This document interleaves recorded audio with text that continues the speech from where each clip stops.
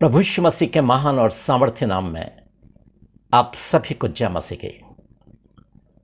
आज जिस वचन पर हम मनन करने जा रहे हैं वो वचन हमें मिलता है इफिसियों की पुस्तक उसका 6वां अध्याय और उसकी 10 आयत से लेकर 13 आयत तक। और यहाँ पर इस प्रकार लिखा है, परमेश्वर के सारे हथियार बांध लो ताकि तुम शैतान की युक्तियों के सामने खड़े रह सको, क्योंकि तुम्हारा ये युद्ध लहू और मांस से नहीं परंतु प्रधानों और अधिकारियों और अंधकार के हाकिमों से है और दुष्टता की उन आत्मिक सेनाओं से है जो आकाश में है।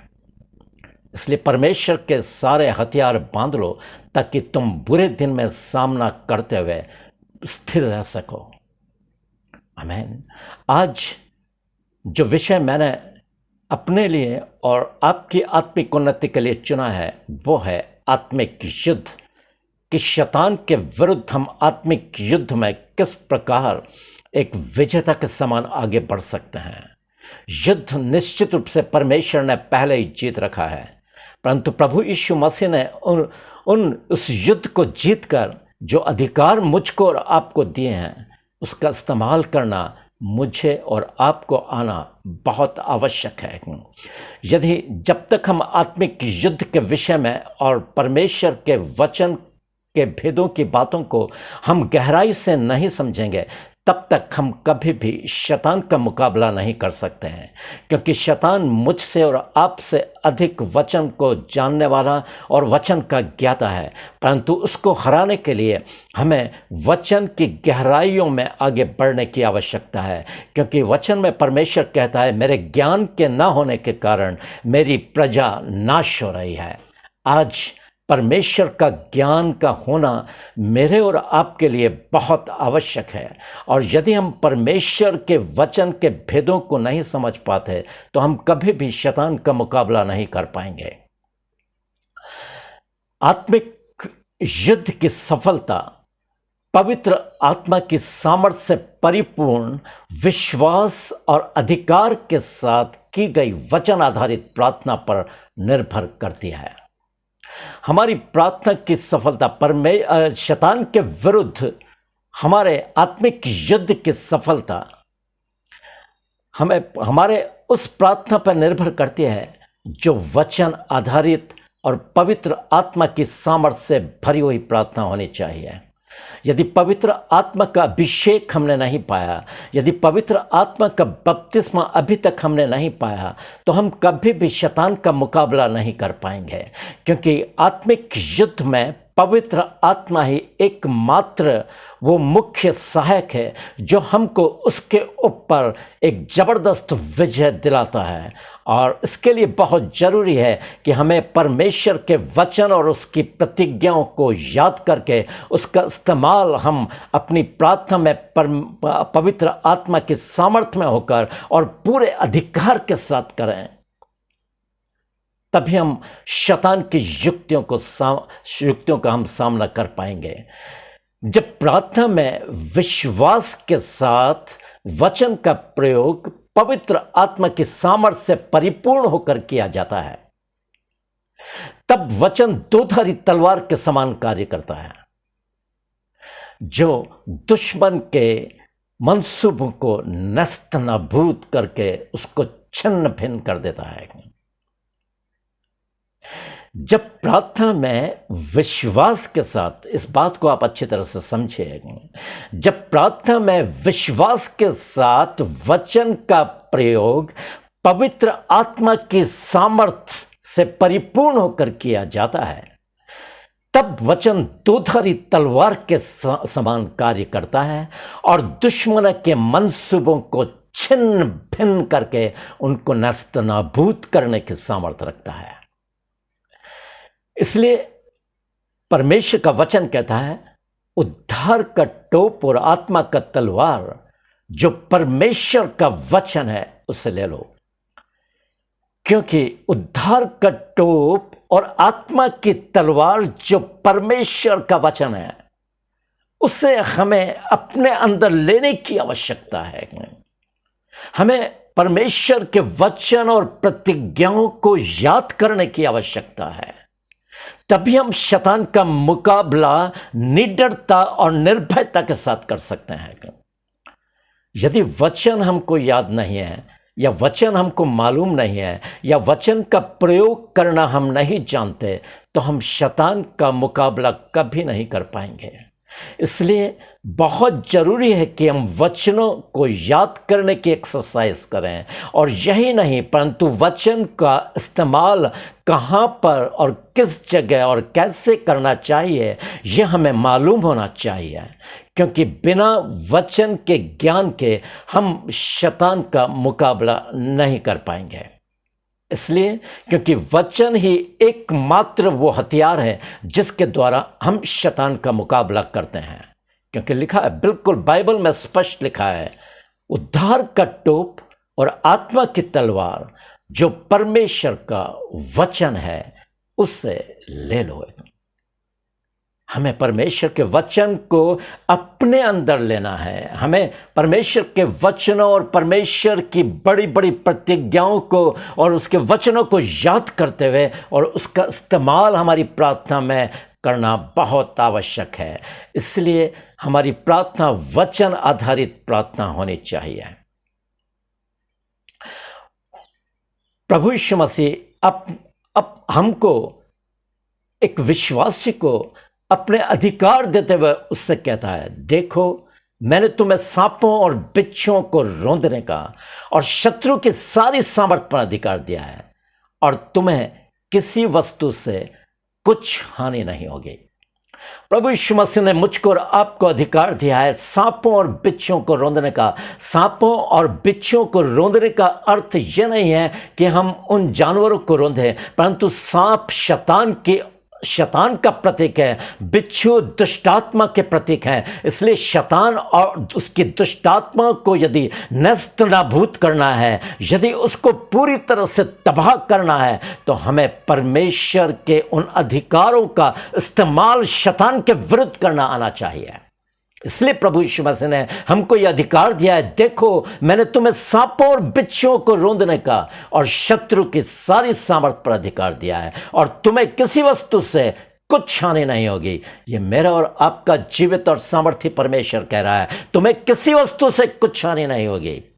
बहुत जरूरी है कि हम वचनों को याद करके वचन के अनुसार चलने वाला मेरा और आपका जीवन होना चाहिए। तो निश्चित रूप से शैतान मेरा और आपका कुछ नहीं बिगाड़ सकता। परंतु यदि हमारा जीवन अनाज्ञाकारिता से परिपूर्ण है, तो हम कभी भी शैतान के ऊपर विजय प्राप्त नहीं कर सकते। परमेश्वर का वचन कहता है, आत्मिक युद्ध में एक विजेता के समान जीवन जीने के लिए अत्यंत आवश्यक है कि परमेश्वर के वचनों एवं उसकी प्रतिज्ञाओं को याद करके पवित्र आत्मा की सहायता से उसे हमें विश्वास एवं पूरे निर्भयता के साथ प्रार्थना में शैतान के विरुद्ध इस्तेमाल करना चाहिए। हमें शैतान के विरुद्ध इस्तेमाल करना आना चाहिए। बहुत ही एक स्पष्टता के साथ परमेश्वर का वचन करा, आत्मिक युद्ध में एक विजेता को, आत्मिक युद्ध में एक विजेता के समान जीवन जीने के लिए बहुत जरूरी है कि परमेश्वर के वचनों एवं प्रतिज्ञाओं को याद करके पवित्र आत्मा की सहायता से उससे विश्वास एवं निर्भयता के साथ प्रार्थना में शैतान के विरुद्ध इस्तेमाल करें। विश्वास और निर्भयता के साथ हमें उन प्रतिज्ञाओं का जो परमेश्वर ने मुझको और आपको दिया है, शैतान के विरुद्ध इस्तेमाल करना आना आवश्यक है। क्योंकि परमेश्वर के वचन में लिखा है, परमेश्वर के सारे हथियार बांध लो ताकि तुम शैतान की युक्तियों के सामने खड़े रह सको। क्योंकि तुम्हारा युद्ध लहू और मांस से नहीं, परंतु प्रधानों और अधिकारियों और अंधकार के हाकिमों से और दुष्टता की उन आत्मिक सेनाओं से है जो आकाश में है। इसलिए परमेश्वर के हथियार बांध लो ताकि तुम बुरे दिन में सामना करते हुए स्थिर रह सको और सत्य से अपनी कमर कसकर धार्मिकता की झिलम पहनकर, पाँव में सुसमाचार के जूते पहनकर और विश्वास की ढाल लेकर स्थिर रह सको और उद्धार का टोप और आत्मा की तलवार जो परमेश्वर का वचन है उससे ले लो। हालेलुया। ये परमेश्वर का जीवित वचन है जो हमें पूरी तरह से एक मार्गदर्शन कर रहा है कि हमें किस प्रकार शैतान का सामना करना आना चाहिए। इन अंतिम दिनों में जब शैतान बहुत बुरी तरह से परमेश्वर के लोगों के विरुद्ध बिल्कुल दांत पीस कर खड़ा हुआ है, ऐसे समय में उसके दांतों को तोड़ने के लिए केवल वचन ही एकमात्र वो हथियार है जो परमेश्वर ने मुझको और आपको दिया है। इसलिए वचन के विषय में परमेश्वर के वचन में लिखा है, परमेश्वर का वचन जीवित, प्रबल और हर एक दोधारी तलवार से भी चोखा है, जो गांठ गांठ और गुदे गुदे को वार पार छता है और मन के भावना और विचारों को जांचता है। हालेलुया। परमेश्वर का वचन वो सामर्थी वचन है जो अच्छों को पूरी तरह से पिघलाकर मोम के समान नरम बना देता है। आज उसी वचन को लेकर हमें शैतान के विरुद्ध खड़े होने की आवश्यकता है। यदि शैतान के ऊपर एक विजेता के समान हमें आगे बढ़ना है, एक विजय जीवन, हमें आत्मिक रूप से एक विजय जीवन जीना है, तो हमें वचनों की गहराई में उतरने की आवश्यकता है। प्रभु यीशु मसीह इस विषय में मेरे और आपके लिए एक जबरदस्त उदाहरण है। प्रभु यीशु मसीह का बपतिस्मा, पानी के बपतिस्मे के बाद आत्मा उसको जंगल में लेकर गया ताकि शैतान उस परखने वाले के द्वारा उसकी परीक्षा हो। कभी कभी परमेश्वर हमें खुद शैतान के हवाले कर देता है, क्योंकि वो जानता है कि हम शैतान का सामना कर सकते हैं। वो केवल उन्हीं लोगों को शैतान के सामने करता है जिस पर वो भरोसा रखता है। जैसे अय्यूब पर उसको भरोसा था और अय्यूब इस युद्ध में एक जबरदस्त ढंग से विजय हुआ, क्योंकि उसका विश्वास था परमेश्वर के ऊपर। और वो कहता है, मैं जानता हूं कि तू सब कुछ कर सकता है और तेरी युक्तियों में से कोई रुक नहीं सकती। ऐसा दृढ़ विश्वास मेरा और आपके जीवन में परमेश्वर आज देखना चाहता है। हमें परमेश्वर पर और उसके वचन पर अटूट विश्वास होने की आवश्यकता है। प्रभु यीशु मसीह जब 40 दिन और 40 रात निराहार रहा और जब उसके उपवास के दिन पूरे हो गए, तब परखने वाला उसके पास आकर कहने लगा, क्योंकि प्रभु यीशु मसीह को बहुत भूख लगी थी और उसकी सबसे बड़ी कमजोरी भूख थी। और यही कारण था कि शैतान ने उसकी कमजोरी के ऊपर वार किया, क्योंकि शैतान हमेशा हमारी कमजोरी को देखता है और उसी पर जबरदस्त ढंग से अटैक करता है। प्रभु यीशु मसीह की कमजोरी उसको पता थी, इसलिए वो प्रभु यीशु मसीह से कहता है, यदि तू परमेश्वर का पुत्र है तो इन पत्थरों से कह दे कि रोटियां बन जाएं। शैतान बहुत ही कंफ्यूज करने वाला झूठा शातिर एक वो व्यक्तित्व है जो हमको फंसाने की कोशिश करता है, क्योंकि उसके विषय में बाइबल कहती है वो तो आरंभ ही से हत्यारा है और सत्य पर स्थिर नहीं रहा, क्योंकि सत्य उसमें है ही नहीं। वो झूठ बोलता है तो अपने स्वभाव ही से झूठ बोलता है, क्योंकि वो झूठा है वरन झूठों का पिता है। इसलिए प्रभु यीशु मसीह को वो कंफ्यूज कर रहा। वो जानता है कि प्रभु यीशु मसीह परमेश्वर का पुत्र है, उसके बावजूद वो प्रभु यीशु मसीह को कंफ्यूज करने के लिए कह रहा है, यदि तू परमेश्वर का पुत्र है तो इन पत्थरों से कह दे कि रोटियां बन जाए।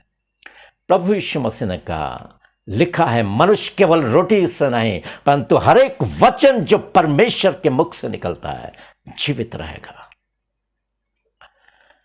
शैतान को उत्तर देना मुझको और आपको आना चाहिए। बहुत जरूरी है कि हम अपने मर्जी के मुताबिक नहीं परंतु वचन आधारित उत्तर उसको दें, तब हम उसको पूरी तरह से छिन्न भिन्न कर सकते हैं। हमारा उत्तर वचन आधारित होना चाहिए, तब भी परमेश्वर मेरे और मुझे और आपको एक विजेता के समान बनाकर शैतान के विरुद्ध खड़ा कर देगा।